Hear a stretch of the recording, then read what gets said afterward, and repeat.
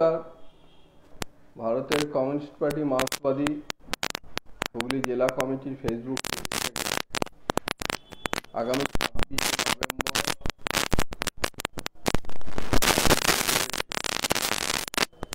10টি trade union এবং federation সমূহ যে ধর্মঘট রেখেছে, সাধারণ ধর্মঘট দেশব্যাপী, সেই ধর্মঘটের সাফল্যের জন্য, ধর্মঘটকে সফল করে তোলার জন্য এবং সেই ধর্মঘটকে সমর্থন জানিয়ে আমি কিছু কথা এখানে আপনাদের সামনে বলতে চাই। প্রথমে যারা আমাদের আজকের এই লাইভ দেখছেন জেলা পার্টির ফেসবুক পেজ থেকে, তাদের সকলকে আমি অভিনন্দন জানাচ্ছি। আপনারা জানেন যে এই ধর্মঘট কোনো পলিটিক্যাল পার্টি ডাকেনি। এই ট্রেড ইউনিয়নগুলো, বিজেপি ট্রেড ইউনিয়ন বিএমএস এবং তৃণমূলের ট্রেড ইউনিয়ন আইএনটিটিইউসি, এইটা বাদ দিয়ে বাকি সমস্ত ট্রেড ইউনিয়ন এই ধর্মঘট ডেকেছে। 7 দফা দাবিতে এই ধর্মঘট ডাকা হয়েছে গোটা দেশব্যাপী। আমাদের রাজ্যে আমরা আরো 4 দফা এর সাথে যুক্ত করা হয়েছে, এখানে করে 11 দফা দাবিতে আমরা প্রচার সংগঠিত করছি। শ্রমিকরা এই ধর্মঘট ডেকেছে। এই ধর্মঘটে প্রায় 250 কৃষক সংগঠন তারাকে সমর্থন জানিয়েছে এবং আমাদের দেশের বামপন্থী সমস্ত রাজনৈতিক দলগুলো তারাও সমর্থন করেছে। আমাদের রাজ্যে বামপন্থী দল তারা এই ধর্মঘটকে সমর্থন জানিয়েছে এবং আমরাও এই ধর্মঘটকে সমর্থন করেছি। এই ধর্মঘটের গোটা দেশব্যাপী প্রচার আন্দোলন চলছে। আমাদের রাজ্যেও প্রচার আন্দোলন চলছে। কল কারখানা, মাঠে ঘাটে, স্কুল কলেজ এখন বন্ধ আছে, তার মধ্যেও নানান রকম ভাবে হাটে বাজারে দোকানে ট্রেনে এই প্রচার চলছে ধর্মঘট সফল করার জন্য। আমি একটা কথা বলতে চাই, সেটা হচ্ছে যে ধর্মঘট আমাদের দেশে বিশেষ করে 1991 সালের পর যদি একটা পর্যায়ে আমরা ধরি, মানে তার আগেরটা আমি বাদ দিচ্ছি, 91 সালের পর থেকে একটা সরাসরি খাড়াখাড়ি লড়াই চলছে। যখনই হচ্ছে যে বিশ্বায়নের নামে উদার অর্থনীতি আমাদের দেশে চালু হলো এবং উদার অর্থনীতি মানে হচ্ছে যে সরকার আর হাতে নিয়ন্ত্রণ আর কিছুই থাকবে না, সরকার গোটাটাই ছেড়ে দেবে, সমস্তটাই হচ্ছে বেসরকারীকরণ প্রক্রিয়া এবং আরো অনেক বিষয় আছে। সেসব নিয়ন্ত্রণ সরকার বলে সরকার থাকবে, কিন্তু তার কোনো নিয়ন্ত্রণ কোনো কিছুর মধ্যে থাকবে না। তার ফলে উদার অর্থনীতির ফলে দেখা যায় যে শ্রমজীবী মানুষের ওপর সাংঘাতিক আক্রমণ সংগঠিত হয় এবং শুধু শ্রমজীবী মানুষ না, আমাদের দেশের বেশিরভাগ সংখ্যাগরিষ্ঠ মানুষের উপর নানানভাবে আক্রমণ নামিয়ে আনে, অর্থনৈতিকভাবে আক্রমণ নামিয়ে আনে। তাকে প্রতিহত করার জন্যে, তাকে স্তব্ধ করার জন্যে, তাকে রুখে দেওয়ার জন্যে আমাদের দেশে আমরা মানে 91 সালের পর মানে বামপন্থীরা কখনো কখনো বিভিন্ন গণসংগঠন, কখনো কখনো রাজনৈতিক দলগুলো 19টা ধর্মঘট, সাধারণ ধর্মঘট তারা করেছে। বলা যায় এই যে 26শে নভেম্বরের যে ধর্মঘট, এই ধর্মঘট হচ্ছে আমাদের 20তম ধর্মঘট, সাধারণ ধর্মঘট।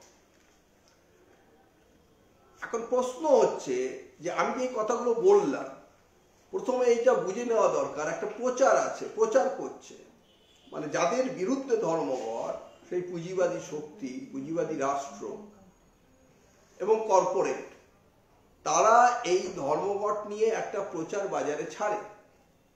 সেটা হচ্ছে যে প্রথমত হচ্ছে কর্মনাশা ধর্মঘট এক, আর দ্বিতীয়ত হচ্ছে আরেকটা প্রচার সূক্ষ্মভাবে তারা চালায়, সেটা হচ্ছে ধর্মঘট করে কিছু হয় না। আচ্ছা, ধর্মঘট করে কিছু হয় না?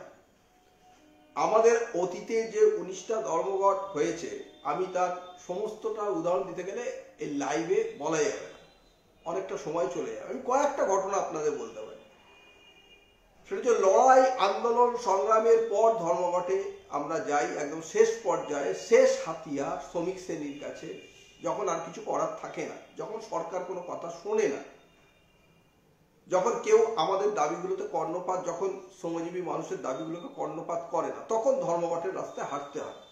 সরকার যদি এগিয়ে আসে, সরকার যদি একটা বোঝাপড়া করে, সরকার যদি কিছু দাবি মেনে নেয়, তাহলে ধর্মঘটে যাওয়ার কোনো প্রয়োজনীয়তা নেই।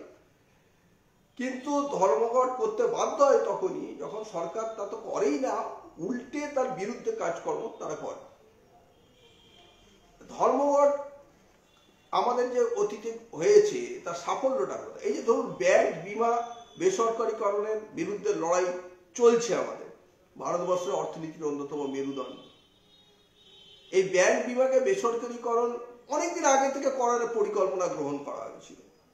বামপন্থীদের লাগাতার লড়াই আন্দোলন সংগ্রাম, ব্যাংক কর্মচারী তাদের যে সংগঠন আছে তাদের আন্দোলন সংগ্রাম, বিমা কর্মচারী তাদের যে আন্দোলন সংগ্রাম, তার সাথে বামপন্থীদের আন্দোলন সংগ্রাম, তার সাথে দেশের সমস্ত মানুষের আন্দোলন সংগ্রাম, এর ফলে কিন্তু অনেকটাই স্তব্ধ করে রাখা গেছে। এটা একটা সাফল্য। রেশনিং ব্যবস্থা উঠে যেত 90 দশকের উদার অর্থনীতিতে, কিন্তু লড়াই আন্দোলন সংগ্রাম এসবের মধ্যে দিয়ে এবং এই ধর্মঘটগুলোর মধ্যে দিয়ে আপাতত সেটাকে ঠেকিয়ে রাখা গেছে। জানা যায়, বোঝা যাচ্ছে না কি হবে আগামী দিনে, যা সমস্ত বিলটি সব পাস হচ্ছে, কৃষি বিলটি। এরপরে হচ্ছে এই যে ধরুন আজকে গ্রামীণ ক্ষেত্রে কর্মসংস্থানের অন্যতম যে হাতিয়ার আমাদের রেগা প্রকল্প, 100 দিনের কাজ, সেটা তো একটা ধারাবাহিক আন্দোলন আমাদের ছিল বামপন্থীদের, ধারাবাহিক আন্দোলন।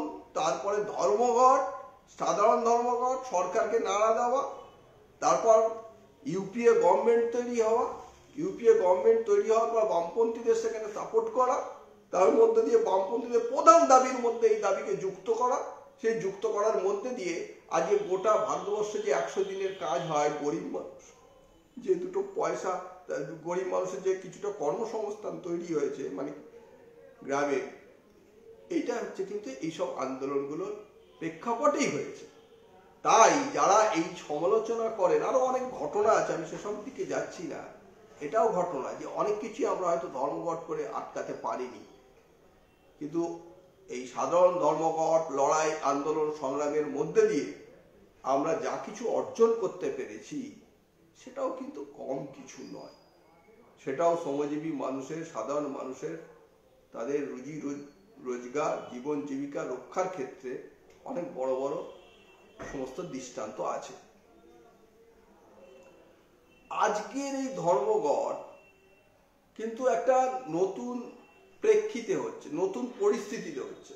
আগের যে আমি 19টা ধর্মঘটের কথা বললাম, সেই 19টা ধর্মঘট হয়েছিল একটা পরিস্থিতি, একটা পরিবেশ, একটা অবস্থার উপর দাঁড়িয়ে।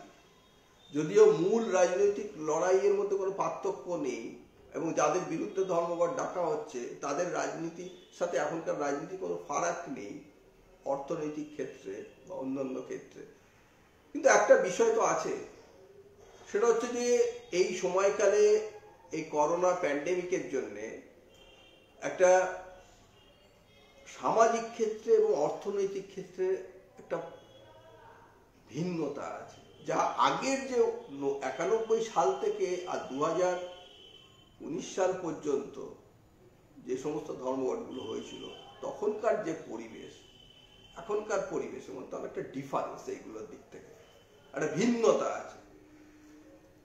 এই ভিন্নতার মধ্যে দিয়ে কি বোঝা যায়, কি প্রধানত কি ধরা পড়ে? এই ভিন্নতার মধ্যে দিয়ে ধরা পড়ে সেটা হচ্ছে পুঁজিবাদের কঙ্কালসার চেহারা।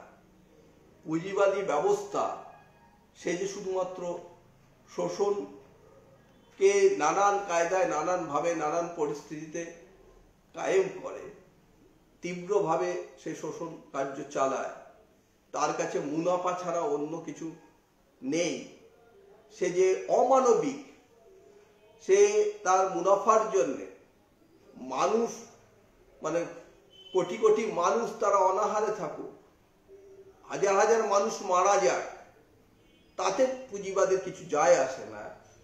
তার থেকে যদি তার মুনাফাটা অর্জিত হয়, সেটাই হচ্ছে তার একমাত্র লক্ষ্য, একমাত্র উদ্দেশ্য থাকে। সেই চেহারাটা আজকে বেরিয়ে গেছে।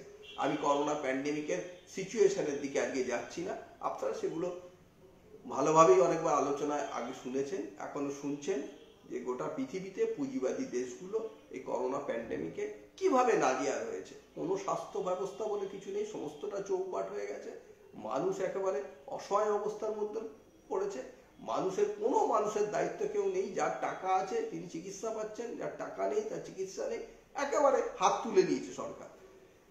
এবং সবচেয়ে করুণ অবস্থা, যেমন আমেরিকার করুণ অবস্থা, ভারতবর্ষেরও করুণ অবস্থা। এবং ভারতবর্ষ সমস্ত মৃত্যুহারের দিক থেকে, সংক্রমণের দিক থেকে একদম ছুটে চলেছে, দ্বিতীয় আছে, কদিনের মধ্যে হয়তো প্রথম হয়ে যাবে। হারের দিক থেকে এখন আবার প্রথম হয়ে গেছে। এসব ভারত আছে, ব্রাজিল আছে, আমাদের আমেরিকা আছে, এই তিনটে দেশ বিশেষ করে। যাই হোক, এইসব আলোচনার মধ্যে আমি আজকে ওই আলোচনার মধ্যে আমি যেতে চাইছি না। আমরা বলতে চাইছি যে ব্যর্থ, পুরো ফেল করেছে, সমস্ত দিক থেকে চরম ব্যর্থ। অর্থনৈতিকভাবে এর গুরুতর প্রভাব পড়েছে, এখানেই হচ্ছে প্রশ্ন। অর্থনৈতিকভাবে গুরুতর প্রভাব পড়েছে এবং আমাদের দেশে 15 থেকে 20 কোটি মানুষ, কর্মরত মানুষ, তাদের কাজ চলে গেছে। আপনি যদি 20 কোটি মানুষকে 3 দিয়ে গুণ করেন পরিবারে, তাহলে হচ্ছে 60 কোটি হয়। তাহলে আমাদের দেশে প্রায় অর্ধেকের কাছাকাছি মানুষের এই অবস্থায় চলে গেছে। 80% মানুষের আয় কমে গেছে। মানে তার আয় কমার নানান রকম ভিন্নতা আছে। কারোর অর্ধেক কমে গেছে, কার 80% কমে গেছে, কার 20% কমে গেছে। আমি জানি না, আমার এই লাইভ ভিডিও আপনারা যারা দেখছেন, যারা অংশগ্রহণ করছেন, যদি সরকারি চাকুরি বা অন্য কোনো ক্ষেত্র ব্যতিক্রম বাদ দিয়ে এমন কোনো মানুষ আছে আমার জানা নেই যে তিনি এই সময়কালে যার আয় কমেনি বা আয় বেড়েছে। সকলের আয় কমে গেছে। আমরা পাড়া প্রতিবেশী, রাস্তাঘাটে, ট্রেনে, বাজারে, আপনারা যদি সাধারণ মানুষের সাথে আলোচনা করেন, সেই সাধারণ মানুষের মধ্যে থেকেই আপনারা এগুলো জানতে পারবেন। এবং এটা হচ্ছে যে ওয়ার্ল্ড ব্যাংকের রিপোর্ট এবং বিভিন্ন গবেষণা সংস্থার যে রিপোর্ট, তারা হচ্ছে যে এই কথা বলছে। এখন বিষয়টা হচ্ছে যে এইখানে দাঁড়িয়ে আপনাকে ধর্মঘটটা বুঝতে গেলে এখানে বুঝতে হবে, যখন আজকে ভারতবর্ষে এরকম একটা শোচনীয় অবস্থা, যখন ভারতবর্ষে মানুষ অনাহারের দিকে যাচ্ছে, মানুষের হাতে টাকা নেই, মানুষ চিকিৎসা পাচ্ছে না, মানুষ খেতে পাচ্ছে না, সেই সময়ে দাঁড়িয়ে কি করা উচিত সরকারের? সরকার এদের পাশে থাকবে কি থাকবে না, এটাই হচ্ছে কোশ্চেন। এখনো পর্যন্ত সরকার এদের পাশে নেই, মানুষের পাশে নেই। কোন রকম কোনো অসহায় মানুষের পাশে সরকার আছে না? নেই। কিছু চাল ডাল রেশনের মধ্যে দিয়ে দেওয়া ন্যূনতম, ওটা সরকার থাকা বলে না। আমরা বলেছিলাম, আমরা দাবি করেছিলাম একদম শুরু থেকে, বামপন্থীরা দাবি করেছিল, যার সাথে আজকে ধর্মঘটের যে দাবিগুলো আছে সেই দাবিগুলো যুক্ত হয়েছে, গ্রহণ করেছে সবাই। আমরা বলেছিলাম এই সময় মানুষের হাতে অর্থ দিতে হবে। আয়কর প্রদান করেন না এরকম প্রতিটা পরিবারকে 7,500 টাকা করে কিছুদিন দেওয়া হোক। কমাস দেওয়া হবে, 6 মাস কি 7 মাস, সরকার বিবেচনা করুক, কিন্তু 7,500 টাকা করে দেওয়া হোক তাদেরকে। সরকার কর্ণপাত করেনি। এটা ধর্মঘটে আমাদের 1 নম্বর দাবি। 2 নম্বর দাবি আমরা বলেছি যে FCI গোডাউন, আমাদের সেন্ট্রাল গোডাউন, সেখানে আমাদের এক্সেস খাদ্য, এবং সেখানে সেই খাদ্য পচছে, ইঁদুরে খাচ্ছে, কিন্তু আমাদের মানুষের কাছে সেই খাদ্য দেবে না। আমরা বলেছি 10 কেজি করে ওই পরিবারগুলোকে এই খাদ্য তোমরা দাও, সরবরাহ করো। শুনছে না সরকার। এটা আমাদের হচ্ছে যে এই ধর্মঘটের 2 নম্বর দাবি। 3 নম্বর হচ্ছে যে এই যে আমি শুরুতে বলছিলাম যে অনেক দাবি, অনেক লড়াই আন্দোলন সংগ্রাম করে যে 100 দিনের কাজ অর্জন করা গেছে, সেই 100 দিনের কাজকে 200 দিন করতে হবে, এর মজুরি বৃদ্ধি করতে হবে। 600 টাকা দাবি করা হয়েছে। এবং শুধু তাই না, গ্রামে না, এই প্রকল্প শহরেও চালু হবে। এই দাবি আমরা অতীতেও করেছি, এই ধর্মঘটও আমাদের 3 নম্বর দাবি। হঠাৎ করে যে ধর্মঘটের দাবিগুলো চলে এসছে তা নয়, কিন্তু দীর্ঘদিন ধরে এই দাবিগুলো করছি। এই দাবিগুলো কোনোভাবেই সরকার কর্ণপাত করছে না। সেই জন্যেই আমাদের এই আন্দোলন সংগ্রাম স্ট্রাইকের দিকে যেতে হলো। আমাদের মহামারীর সুযোগ নিয়ে যেভাবে আমাদের রাষ্ট্রায়ত্ত সংস্থাগুলোকে সব বিক্রি করে দেওয়া হচ্ছে, রেল হোক, ব্যাংক হোক, বিমা হোক, প্রতিরক্ষা দপ্তর হোক, কয়লা হোক, বিমানবন্দর হোক, এই সমস্ত কিছু একেবারে জলের দরে, একেবারে মানে কোনো রকম আলোচনা ছাড়াই, সংসদে কোনো রকম আলোচনা ছাড়াই একেবারে পছন্দ মতো সব লোককে তুলে দেওয়া হচ্ছে, হাতে তুলে দেওয়া হচ্ছে, যেগুলো আমাদের ভারতবর্ষের অর্থনীতির ক্ষেত্রে মেরুদণ্ড, সেই মেরুদণ্ডকে দুর্বল করে দেওয়া হচ্ছে। আমরা বলেছি এটাকে বন্ধ করতে হবে। আমরা বলেছি যে এই যে কৃষক মারা, যে কৃষি আইন তুমি গায়ের জোরে মানে পাশ করালে, এটাকে তোমায় প্রত্যাহার করতে হবে। গায়ের জোর মানে কি, সে আর একটা ব্যাপার। রাজ্যসভায় এই বিল অনুমোদন হতো না, যা ওদের সংখ্যা। রাজ্যসভাতে ভোটের অধিকারই দিল না। আমরা দেখেছি এখানে পঞ্চায়েত নির্বাচনে বা বিধানসভার নির্বাচনে এই রাজ্যের শাসক দল সাধারণ মানুষকে ভোটাধিকার দেয় না, ভোট কেড়ে নেয়। কিন্তু এই ঘটনা আমরা প্রত্যক্ষ করলাম স্বাধীনতার পর এই প্রথম ভারতবর্ষে, যে এরকম ঘটনাও ঘটতে পারে, যা একমাত্র ফ্যাসিস্টরাই করে। সেই ফ্যাসিস্টদের দেখানো পথেই, যার জন্যই বলছি সরকার একেবারে, আমি সরাসরি ফ্যাসিস্ট বলতে চাইছি না, আমরা বলিও না, কিন্তু ফ্যাসিস্টের যে সমস্ত চরিত্রগুলো থাকে, গুণাবলী থাকে, সমস্ত গুণাবলী এদের মধ্যে রয়েছে ফ্যাসিস্টিক কার্যক্রমের মধ্যে। গায়ের জোরে কোনো ভোটাধিকার রাজ্যসভার মেম্বাররা ভোট দিতে পারলেন না সংসদে, তা হচ্ছে যে সেই বিল তারা পাশ করে দিল। আমরা বললাম এই বিলকে প্রত্যাহার করতে হবে, এটা আমাদের এই দাবির মধ্যে আছে।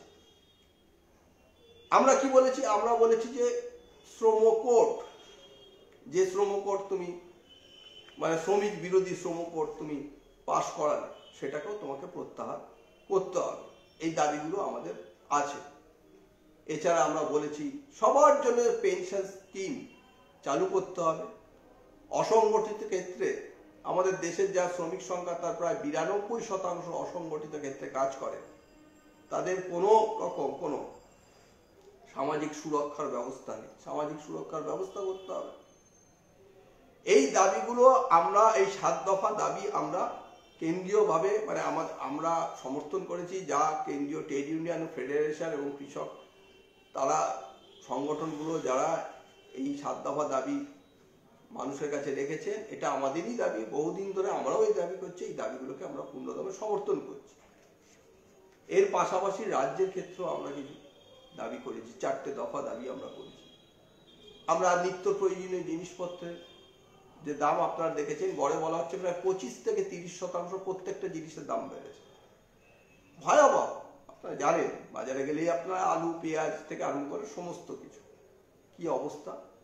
40, আলু 100 হয়ে গেছিল, পেঁয়াজ, এসব আপনারা সবাই জানেন কি দুর্বিষহ অবস্থা। কোনো কিছুই কেউ নেই, কেন্দ্রীয় সরকারও নেই, রাজ্য সরকারও নেই, রাজ্য সরকার সেই টাস্ক ফোর্স কিছুই নেই। নিত্য প্রয়োজনীয় জিনিসের দাম কমাতে হয়। মানুষের হাতে টাকা নেই, মানুষের কাজ চলে যাচ্ছে, মানুষ অনাহারে যাচ্ছে, অন্যদিকে জিনিসপত্রের দাম বাড়ছে। এই দাবি আমরা করেছি।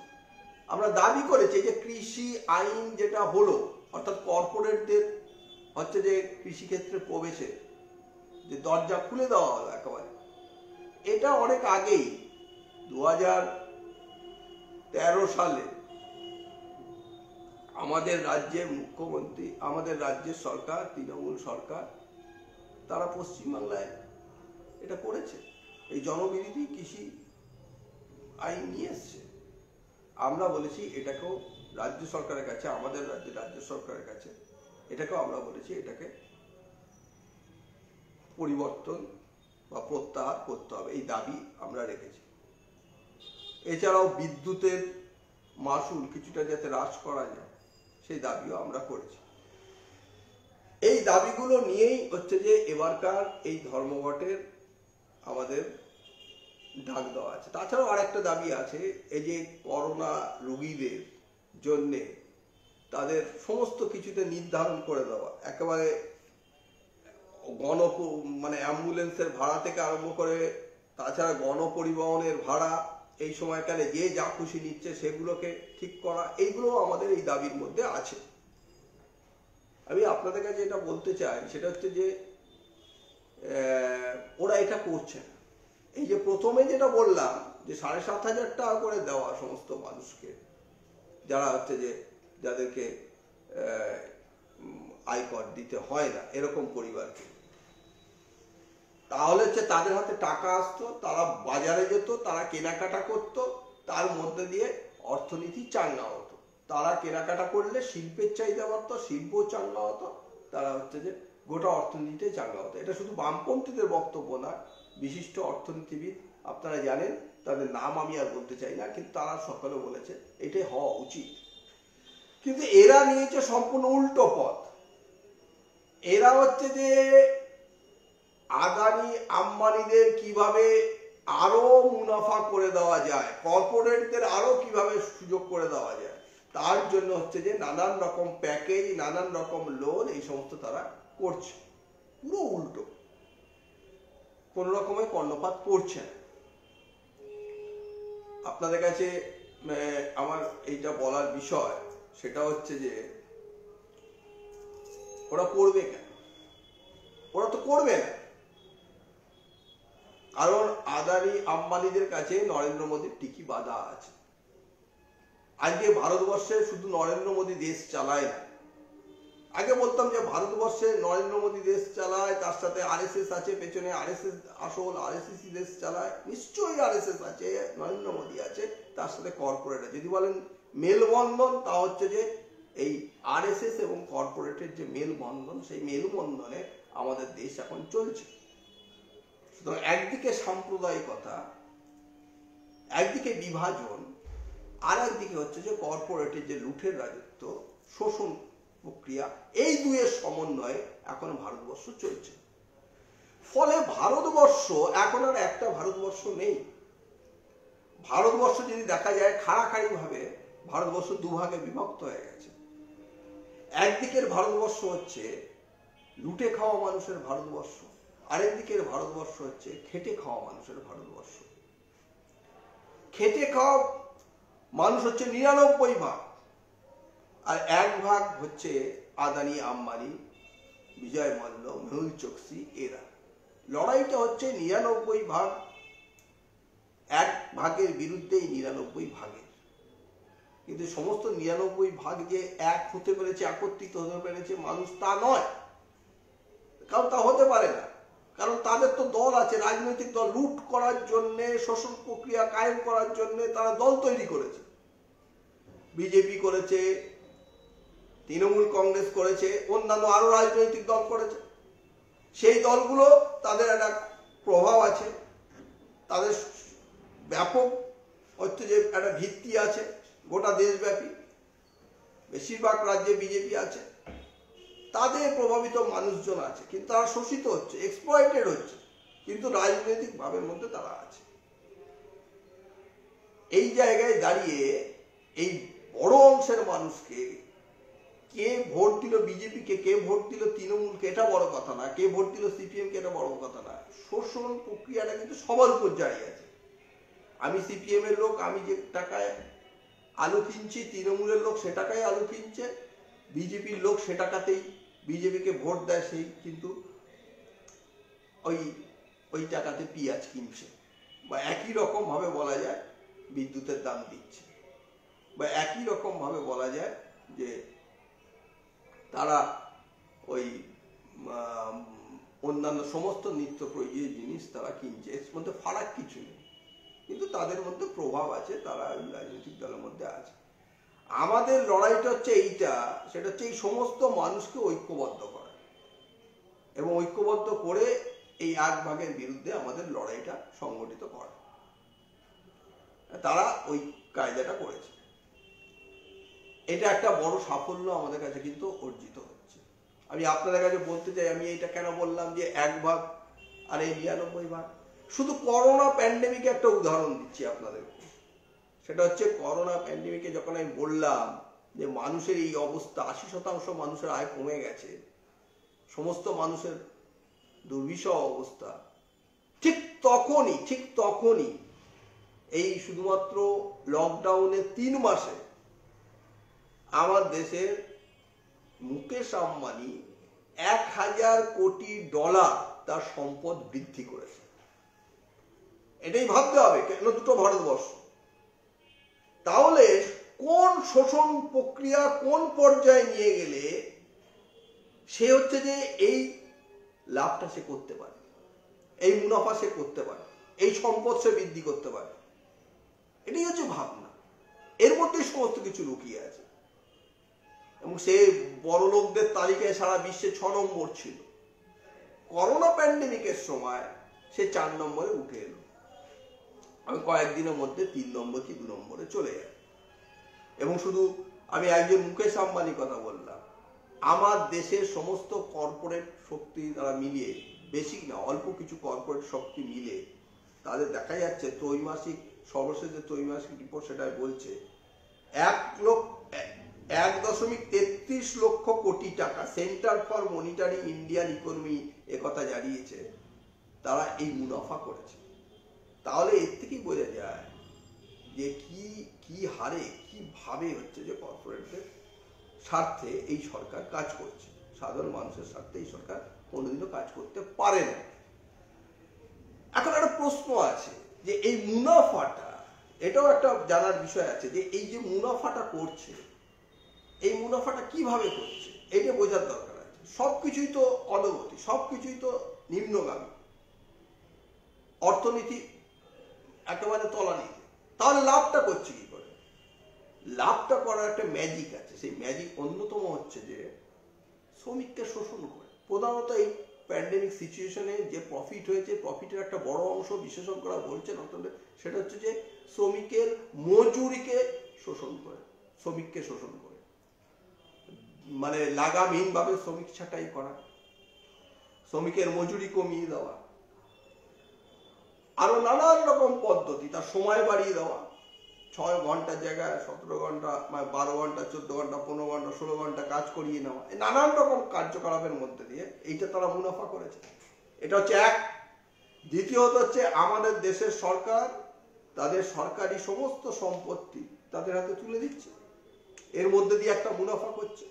আর একটা মুনাফা হচ্ছে, সেটা হচ্ছে যে সেটা মানে এই বিভিন্ন সরকারি যে প্যাকেজ ঘোষণা করা হয়েছে, সেই প্যাকেজের মধ্যে দিয়ে সরাসরি তাদের কাছে অর্থ তুলে দেওয়া হচ্ছে।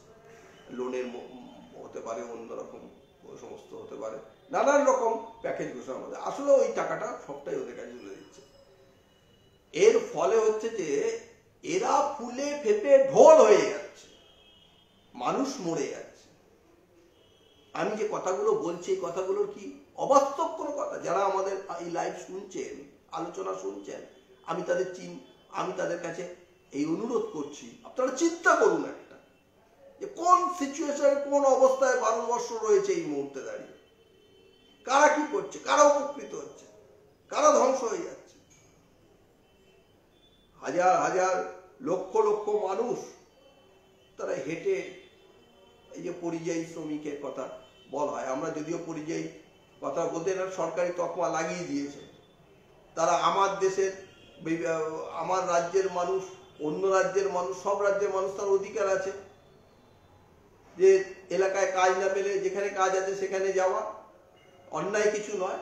কিন্তু আমার রাজ্যের যে কর্মসংস্থানের হার এত খারাপ, আমরা এই করোনা প্যান্ডেমিক না হলে বুঝতে পারতাম না সকলে।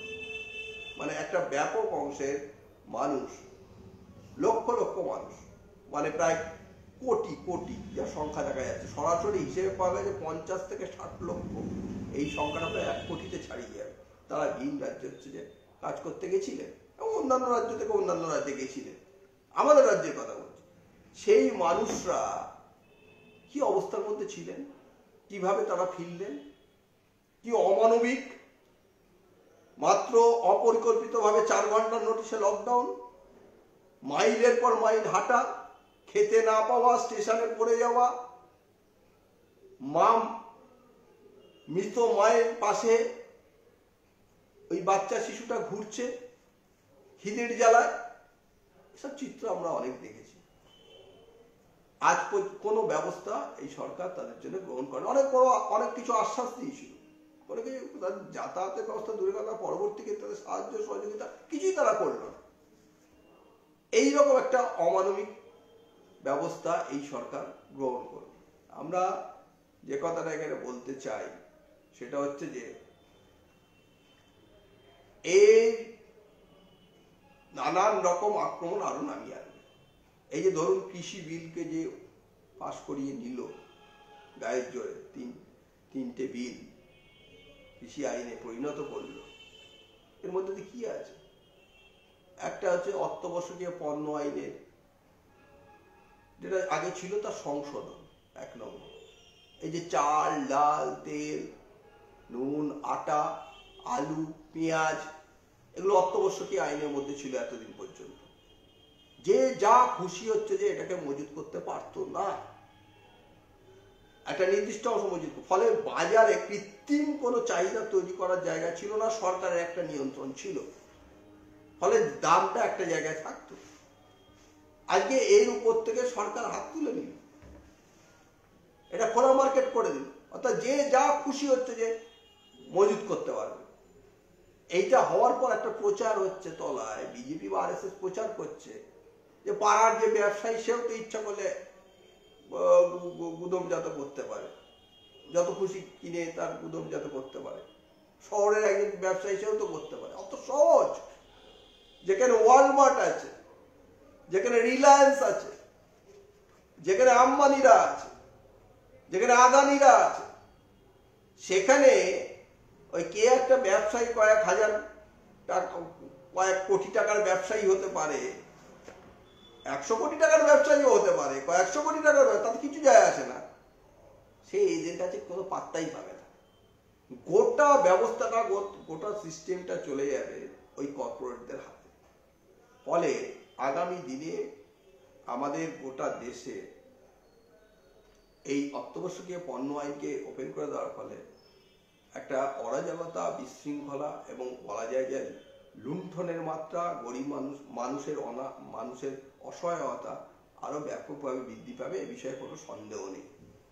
দ্বিতীয়টা হচ্ছে কৃষি পণ্যের বাণিজ্যের প্রসার। কৃষি পণ্যের বাণিজ্যের প্রসারটা কি?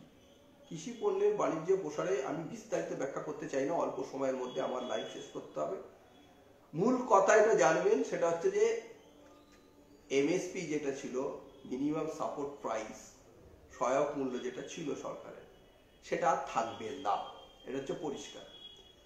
যদিও সরকার সবসময় দেশের বিভিন্ন জায়গায় এটাকে অনেকে এটা মান্যতা দিত, আমাদের রাজ্যে তো মান্যতা অনেকদিন আগে এইসব দিত না। তা যাই হোক, তা হলেও একটা সরকারি একটা সাপোর্ট প্রাইস যেটা বলা ছিল সেটা ছিল, তার উপর দাঁড়িয়ে দামে কিছু ভ্যারিয়েশন হতো, এটাকে তুলে দেওয়া হলো। ফলে আখেরে একটা ভয়ঙ্কর অবস্থা তৈরি হবে কৃষকদের কাছে। কৃষকরা একেবারে হাত তুলে নেন, তাদের আর কিছু করার থাকবে না, যে দাম যা কর্পোরেটরা দেবে সেই দামে তাকে কিনতে হবে। এসব প্রথমে এসব অনেক গল্প হচ্ছে যে কৃষকরা তাদের দাম অনেক বেশি করতে পারবে, একেবারে মালিকরা এসে তার জমি থেকে মাল কিনে নিয়ে যাবে, সে জমি থেকে হচ্ছে টাকা দিতে হবে। অত সহজ ব্যাপার নয়, অত সহজ ব্যাপার নয়। অপেক্ষা করুন, অপেক্ষা করলেই বুঝতে পারবেন, হাতে হাতে কি দেখতে পারবেন। 3 নম্বর হচ্ছে বলছে চুক্তি চাষ। এই চুক্তি চাষটা কি? চুক্তি চাষ হচ্ছে 5 বছরের জন্য চুক্তি হয়। 5 বছরের জন্য চুক্তিতে কৃষককে বলা হবে, কর্পোরেটরা বলবে যে তোমাকে এই চাষ করবে, সেই চাষ তাকে করতে হবে। কি চাষ করবে এটা কৃষকদের কোনো ব্যাপার থাকছে না, টোটালটাই কর্পোরেটদের হাতে চলে যাচ্ছে। কর্পোরেটরা যদি মনে করে যে আমি বাণিজ্যিক জিনিস এখানে চাষ করব, আমি কর্পোরেটরা যদি মনে করে যে তারকেশ্বর কি পুরসুরাতে আলু চাষ আমি করব না, তারকেশ্বর বরং পুরসুরাতে আলুর পরিবর্তে আমি সেখানে হচ্ছে যে কাপাস, তুলো বা আমি অন্য কিছু চাষ করব, তাকে করতে দিতে বাধ্য। বর্ধমানে যে ধান, যদি মনে করে কর্পোরেটরা বর্ধমানে ধান করবে না, না করে সে বাণিজ্যিকভাবে অন্য কিছু সেখানে ফলাবে, সে ধরুন ফলের বাগান করবে, তাহলে সে তাকে করতে দিতে হবে ওখানে। এটাই হচ্ছে চুক্তি চাষ। এবং শুধু তাই না, 5 বছর ধরে সেই জমিটার লিজ চুক্তি থাকবে এবং সেই 5 বছরের জমির এর পরে যে অবস্থায় নিয়েছিল সে অবস্থায় ফিরিয়ে দেবে কিনা সে সমস্ত এর মধ্যে কিছু লেখা নেই। এই যে আইনটা আছে, ফলে জমিরও 12টা বাজাবে, যত রকম ভাবে পাবে জমিটাকে চুষে নেবে। আর একটা এর ফলে কি হবে, আমার দেশের যে খাদ্য নিরাপত্তা ছিল, আমাদের যে ব্যালেন্স ছিল, অর্থাৎ ধানও হচ্ছে, আলু হচ্ছে, পাটও হচ্ছে, তুলো হচ্ছে, সব যে ব্যালেন্স ছিল, ব্যালেন্স আর থাকবে না। একটা খাদ্যের সংকট তৈরি হবে। আবার সেই নীলকর চাষ, সেই চাষের মতো হচ্ছে যে ব্যবস্থা আমার দেশে ফিরে আসবে, কৃষকদের দাসে পরিণত করবে, তাদের ইচ্ছা মতো করবে। এবং একেবারে গোটা ভারতবর্ষ জুড়ে কর্পোরেটদের এই দাপাদাপি শুরু হয়ে যাবে। আরো কিছুদিনের মধ্যেই আপনারা এসব দেখতে পাবেন। যাই হোক, এইরকম একটা ভয়ঙ্কর অবস্থা তারা জোর করে তৈরি করলো। আর একটা ব্যাপার, যখন পার্লামেন্টে এটা করলো, পার্লামেন্টে যখন গায়ের জোর এটা করলো, তখন পার্লামেন্টে কিন্তু বিরোধীরা এর প্রতিবাদ করলো। এবং বিরোধীরা প্রতিবাদ করলো, প্রতিবাদ করার পর ওরা কি করলো, বিরোধী সাংসদদের 6 জনকে, এটাও নজিরবিহীন, তাদের মধ্যে আমাদের 2 জন, মানে সিপিআইএম এর 2 জন সাংসদ ছিল, সাসপেন্ড করে দিল। 6 জনকে সাসপেন্ড করে দেওয়ার সমস্ত বিরোধী দল ঐক্যবদ্ধ হলো, ঐক্যবদ্ধ হয়ে তারা সংসদ বয়কট করলো, উভয় পক্ষই বয়কট করলো। এই সরকার এমন নির্লজ্জ, সেই সুযোগকে কাজে লাগিয়ে গোটা হল ফাঁকা, রাজ্যসভা এবং লোকসভা ফাঁকা, সেই ফাঁকা হলে আরো সব নানান রকম হচ্ছে যে জনবিরোধী সমস্ত বিল পাস করিয়ে নিল। আমি সেই সমস্ত কিছু ব্যাখ্যায় যাচ্ছি না, খালি একটা বিলের কথা বলবো, সেটি শ্রম কোড। এই শ্রম কোড তারা হচ্ছে যে অনুমোদন করিয়ে নিল, জনবিরোধী শ্রম কোড। এবং এই শ্রম কোডের মধ্যে দিয়ে কি বলা আছে, এই শ্রম কোডের মধ্যে দিয়ে আগে আমাদের দেশে 44টা শ্রম আইন ছিল। সেই 44টা শ্রম আইনের মধ্যে তারা হচ্ছে যে 15টাকে বাতিল করল। 15টাকে বাতিল করে 29টা শ্রম আইনকে তারা 3টে কোডে নিয়ে আসলো। এই 3টে কোডের মধ্যে যা বলা আছে তা ভয়াবহ, আমি সেদিকে যাচ্ছি না। খালি একটা কথা আমি বলে দিই, কেন এই কেন এই শ্রম কোড প্রত্যাহারের কথা বলা হচ্ছে। এই শ্রম কোডে আছে শিল্প সম্পর্কে, সেটা হচ্ছে 300 জন পর্যন্ত, 300 জন পর্যন্ত কাজ করে শ্রমিক, সেই রকম শ্রমিকদের ট্রেড ইউনিয়ন করার কোনো অধিকার থাকবে না। এবং এই 300 জনের যে কারখানা থাকবে, সেই 300 জনের কারখানা যখন খুশি কারখানার মালিক সে বন্ধ করতে পারবে, যখন খুশি ছাঁটাই করতে পারবে, যখন খুশি সে লে অফ করতে পারবে, যখন খুশি সে শ্রমিক দিতে পারবে, যখন খুশি সে শ্রমিক বসাতে পারে, যতক্ষণ খুশি সে কাজ করাতে পারে। কোনো রকম ভাবে রাজ্য সরকারের কোনো অনুমতির প্রয়োজন থাকবে না। আচ্ছা, আমাদের দেশে 300 জন পর্যন্ত কাজ করে এরকম কারখানার সংখ্যা কত, শ্রমিকের সংখ্যা কত? প্রায় 74 ভাগ। 74 ভাগ শ্রমিক তারা হচ্ছে যে আমার দেশে যা টোটাল শ্রমিক, তার মধ্যে 74 থেকে 75 ভাগ শ্রমিক তারা হচ্ছে যে এই 300 জনের মধ্যে আছে। তাহলে আমার দেশের শ্রমিক শ্রেণীকে একেবারে পুরোটাই হচ্ছে যে কাঠগড়ায় তুলে দেওয়া হলে, পুরোটাই হচ্ছে যে তাদের একেবারে লুণ্ঠন, সেই অরাজকতা যাকে বলে, একেবারে মানে কর্পোরেটদের একেবারে লুণ্ঠনের মৃগয়া ক্ষেত্র যাকে বলে, সেই মৃগয়া ক্ষেত্রে পরিণত করা হলো। কে বাঁচবে? আমার লাইভ যারা শুনছেন, যারা অনেকে এই কর্পোরেট, অনেকেই কাজ করেন, অনেকেই হচ্ছে যে 300 জনের মধ্যে কর্মরত, এরকম বেশিরভাগটাই তারা কাজ করেন। আমি তাদের কাছে প্রশ্ন করছি, আপনারা যদি লড়াই না করেন, আপনারা যদি আন্দোলন না করেন, আপনারা যদি সংগ্রাম না করেন, আপনারা যদি ধর্মঘটকে সফল না করেন, যদি কেন্দ্রীয় সরকারকে পিছু হতে বাধ্য না করেন, তাহলে আপনার চাকরিটা থাকবে তো? আপনার কাজটা থাকবে তো? আপনি নিজেকে নিজে প্রশ্ন করুন।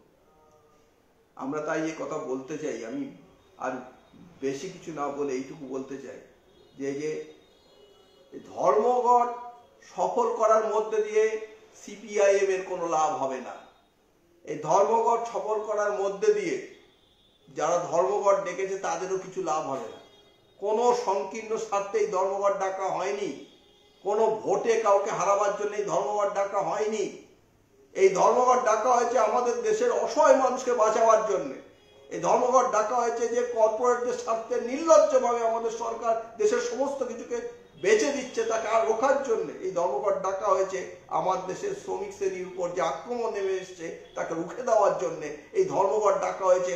আমার দেশের কৃষক সম্প্রদায়ের উপর যে অমানবিক শোষণ মাত্রায় দাস ব্যবস্থা চালু করার একটা প্রক্রিয়া জারি করেছে, তাকে রুখে দেওয়ার জন্য, তাকে প্রত্যাহার করার জন্য। এবং এই ধর্মঘটের যদি কিছু দাবি আদায় হয়, তাহলে এদেশে শ্রমজীবী মানুষ উপকৃত হবে, অসহায় মানুষ উপকৃত হবে, গরিব মানুষ উপকৃত হবে, কৃষকরা উপকৃত, শ্রমিকরা উপকৃত হবে।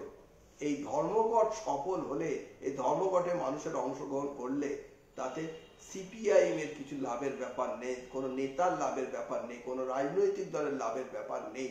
বৃহত্তর স্বার্থে, মানুষের স্বার্থে, আমি এক কথা বলতে পারি, আজকে অসহায় মানুষের স্বার্থে এই ধর্মঘটকে আমাদের সফল করতে হবে। আমি শেষের দিকে চলে এসেছি। আমি যে কথাটা বলতে চাই সেটা হচ্ছে আমাদের রাজ্যে তৃণমূল কংগ্রেসের ভূমিকা এবং তার সরকারের ভূমিকা। একমাত্র দল মানে বিজেপির বিরুদ্ধে, বিজেপি সরকার আছে, তাদের বিরুদ্ধে লড়াই হচ্ছে, ঠিক আছে, তারা থাকবে না, স্বাভাবিক ব্যাপার, তাদের না ট্রেড ইউনিয়ন থাকবে না। তৃণমূল কংগ্রেস যারা বড় বড় কথা বলে, যারা হচ্ছে যে রাস্তাঘাটে চিৎকার করে বিজেপির বিরুদ্ধে, নকল যুদ্ধ করে, নকল যুদ্ধ এই কথাই বলি কারণ হচ্ছে রাস্তাঘাটে করে, আর পার্লামেন্টে গিয়ে আর রাজ্যসভায় গিয়ে তারা হচ্ছে গিয়ে সমস্ত কিছুকে সমর্থন করে। এই কৃষি বিল অনুমোদনের প্রথম দিকে যা হয়েছিল বা সমস্ত কিছুতেই এদের হচ্ছে যে সমস্ত সমর্থন আছে, সব আপনারা জানেন। নানান কায়দা, কখনো বয়কট করেছে, কখনো 4 জন অনুপস্থিত ছিল, এই সমস্ত নানান কায়দা কাজে। আসলে যে পশ্চিমবাংলায় বিজেপি এবং তৃণমূলের মধ্যে কোনো ফারাক নেই। বিজেপি এবং তৃণমূল গোটাটাই হচ্ছে যে বোঝাপড়া করে পশ্চিমবাংলার পলিটিক্স করছে। এটা হচ্ছে যে আবারও প্রমাণ হয়ে গেছে এই ধর্মঘট ডাকার মধ্যে দিয়ে। আমি বলছি যে কেন তারা আমরা তো রাজ্য সরকারের বিরুদ্ধে ধর্মঘট, তো যারা ধর্মঘট ডেকেছেন তারা তো রাজ্য সরকারের বিরুদ্ধে ধর্মঘট ডাকেনি, কোনো একটা রাজ্য সরকারের বিরুদ্ধে, সর্বভারতীয় ধর্মঘট। এই যে দাবিগুলো আছে সেগুলো তো মূলত হচ্ছে কেন্দ্রীয় সরকারের দাবি, কেন্দ্রীয় সরকারের বিরুদ্ধে আছে, এবং মানুষকে অসহায় মানুষকে পাশে থাকার জন্য এই দাবিগুলো আছে। ভয়ানক যে বিলগুলো আছে সেগুলোকে রুখে দেওয়ার জন্য দাবিগুলো আছে। তাহলে সেখানে কেন কেন কেন তৃণমূল কংগ্রেস তারা হচ্ছে যে অংশগ্রহণ করলো না, কেন এই ধর্মঘটকে সমর্থন করলো না? এটা হচ্ছে প্রশ্ন। প্রশ্ন কিছুই না। আমি আপনারা যারা শুনছেন তাদেরকে পরিষ্কার করে দেওয়ার জন্য বলছি, সেটা হচ্ছে যে আরএসএস এর অ্যাফিলিয়েটেড কিনা আমি জানি না, তবে কোনো রকম ভাবেই আরএসএস বিজেপিকে বাদ দিয়ে মমতা ব্যানার্জি না তৃণমূল কংগ্রেস না। অতীতে আরএসএস তাকে দুর্গা বলেছিল, মমতা ব্যানার্জিকে, এটা ভুলে গেলে চলবে না। আর মমতা ব্যানার্জি বলেছিল যে আপনারাই প্রকৃত দেশপ্রেমিক আরএসএস কে, এবং মমতা ব্যানার্জি বলেছিল 2006-এর আগে আপনারা যদি আমাকে 1% সাহায্য করেন তাহলে পশ্চিমবাংলায় কমিউনিস্টদেরকে আমরা উচ্ছেদ করতে পারি। এসব ভুলে গেলে চলবে না। বিজেপি এবং তৃণমূল যারা মনে করছে যে তৃণমূলের বিরুদ্ধে লড়াই করতে পারে বিজেপি, যারা মনে করছে বিজেপির বিরুদ্ধে লড়াই করতে তৃণমূল, এটা গোটাটাই হচ্ছে বানানো। অনেকে ধরতে পেরেছেন, এখন অনেকে ধরতে পারেনি। আসলে ধরতে না পারার একটা বড় কারণ আছে, সেটা হচ্ছে যে গোটা মিডিয়া কর্পোরেটরা চালায়। যে কর্পোরেটরা মনে করে যে তৃণমূল বিজেপি শ্রেণী স্বার্থকে রক্ষা করে, যে কর্পোরেটরা মনে করে যে তাদের শোষণের পথে কাটা হচ্ছে বামপন্থীরা, সুতরাং তাদের কোনো রকম ভাবে উত্থান তারা চায় না। সেই জন্য তারা আজকে গোটা দেশের সমস্ত মিডিয়াকে নিয়ন্ত্রণ করে কর্পোরেটরা।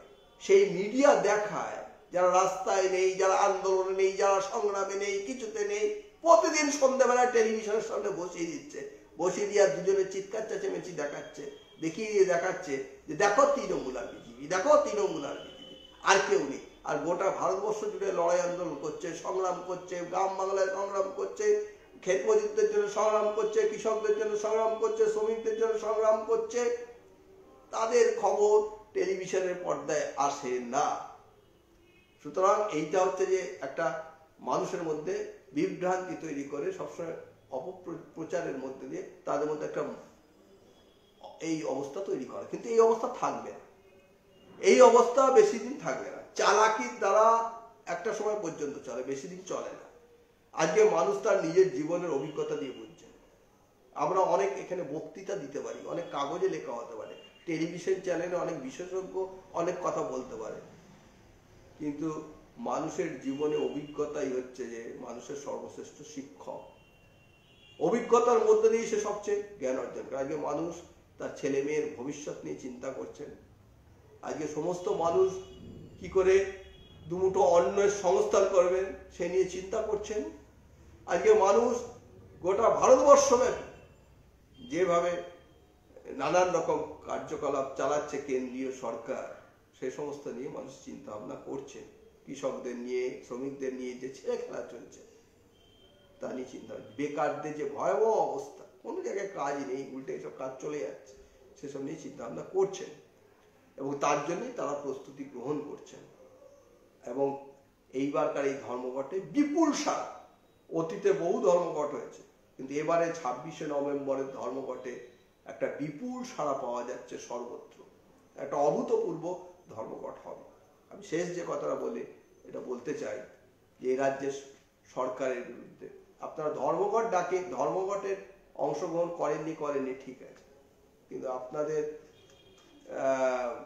প্রশাসন এবং আপনারা ধর্মঘটের দিন কি ভূমিকা পালন করবেন সেটাও পশ্চিমবাংলার মানুষ দেখবে। আপনারা যে ভূমিকাই পালন করুন তাতে কিছু যায় আসে না। গোটা রাজ্যের, গোটা দেশের সমস্ত, আমাদের রাজ্যের সমস্ত, আমাদের জেলার সর্বত্র হচ্ছে যে যারা ধর্মঘট দেখেছেন তারা ঐক্যবদ্ধ। যে স্ট্রাইক কমিটিগুলো আমাদের আছে, সেই বিভিন্ন সমস্ত অংশের মানুষকে নিয়ে, সমস্ত সংগঠন, গণসংগঠনের মানুষকে নিয়ে যে স্ট্রাইক কমিটিগুলো আছে, তারা হচ্ছে যে রাস্তায় থেকে এই ধর্মঘট করবেন। তারা বিভিন্ন জায়গায় পিকেটিং করবেন, কল কারখানা বিভিন্ন জায়গায় পিকেটিং করবেন, ধর্মঘট তারা করবেন। কোনোভাবেই তাদেরকে কোনো হুমকি, চোখ রাঙানি, পুলিশ অতীতে যা ব্যবহার হয়েছে কোনো কিছু দিয়ে রোখা যাবে না। কিন্তু আমি যেটা বলতে চাই যে আপনারা কতটা দালালি এখনো করছেন, মানে তৃণমূল, কংগ্রেস, এই রাজ্য সরকার, সেটা মনে হয় না বোঝানোই ভালো, না বোঝানোই ভালো। আর করলে ভালো, আরো মানুষের কাছে স্পষ্ট হয়ে যাবে আমরা যে কথাগুলো বলছি। যাই হোক, আমি আর আমার বক্তব্যকে দীর্ঘায়িত করছি না। আপনারা অনেকক্ষণ ধরে এই ফেসবুক লাইভ দেখলেন। আমি আশা করব যে গোটা দেশে ধর্মঘট ভালো হবে, আমাদের রাজ্যেও ধর্মঘট ভালো হবে, আমাদের জেলায় সমস্ত জায়গায় কল কারখানা, আমাদের কৃষকরা যে গ্রাম ভারত ধর্মঘটের ডাক দিয়েছে, আমি কৃষকদের কাছে অনুরোধ করব, ক্ষেত মজুরদের কাছে অনুরোধ করব যে আপনারা একটা দিন আমাদের ডাকে সাড়া দিন। এর অন্য বার্তা নরেন্দ্র মোদীর কাছে যাবে যে আপনাদের জন্যই এই ধর্মঘট। আপনারা যদি এই ধর্মঘটে সামিল হন, আপনারা একটা দিন মাঠে যাবেন না। আমরা জানি যে এই সময় খুব চাষের মরশুম, পুরো দমে চাষ চলছে, কিন্তু আপনারা দেখুন এই ধর্মঘটকে মাঠে না গিয়ে যাতে হচ্ছে এই ধর্মঘটকে সমর্থন জানানো যায়, সফল করে তোলা যায়, নিশ্চিতভাবে আপনাদেরই ভালো হবে। সবাইকে ধন্যবাদ এবং অভিনন্দন জানিয়ে আমি